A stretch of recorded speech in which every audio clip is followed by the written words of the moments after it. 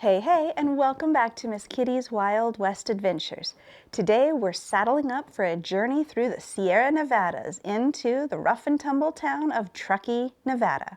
There, in the late 19th century, two lawmen with very opposing views got into a tussle that turned deadly. This is the gripping tale of the Reed-Teeter feud.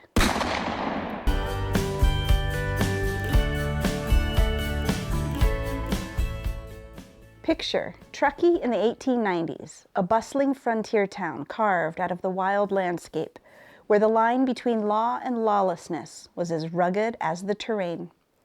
The Capitol building, a two-story brick establishment built in 1870, stood as a central hub for townsfolk, a place where stories were swapped over clinking glasses and where tensions often ran as high as the Sierra peaks. In this volatile setting, two figures stood out. On the one side, we have Jake Teeter, a fearless constable known for his unwavering dedication to upholding the law. His strict, no-nonsense approach earned him respect from some and resentment from others. On the other side, James Reed was serving as deputy constable, and his methods often clashed with Teeter's, leading to a rivalry that was as personal as it was professional. Their rivalry for the constable position in 1890 was particularly bitter, leaving their relationship strained and communication scarce. The tension between Teeter and Reed wasn't just about different law enforcement styles. It was also fueled by the town's turbulent atmosphere.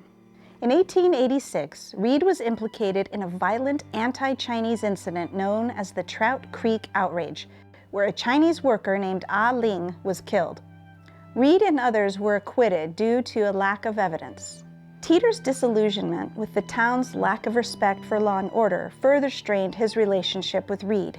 The simmering animosity reached a boiling point on November 6, 1891. That evening, Teeter walked into Hurd's Saloon, a popular gathering spot in Truckee. Inside, Reed and his associates were already present. The air was thick with unspoken tension. A heated argument erupted between the two lawmen. In the midst of confrontation, Teeter drew his revolver, but Reed swiftly disarmed him, and the weapon was handed over to a mutual acquaintance. Humiliated and seething, Teeter stormed out of the saloon, only to return moments later, rearmed and resolute. The confrontation was reignited, and in the ensuing chaos, Reed fired the fatal shot that ended Teeter's life. In the wake of the deadly encounter, Reed surrendered to authorities and stood trial for Teeter's death. The jury, swayed by the circumstances, ultimately acquitted Reed, calling it self-defense. Teeter was laid to rest in Truckee Cemetery, his grave marked by a prominent tombstone that stands to this day. Reed, on the other hand, lived out his remaining years in seclusion, reportedly burdened by remorse, until his own death in 1905.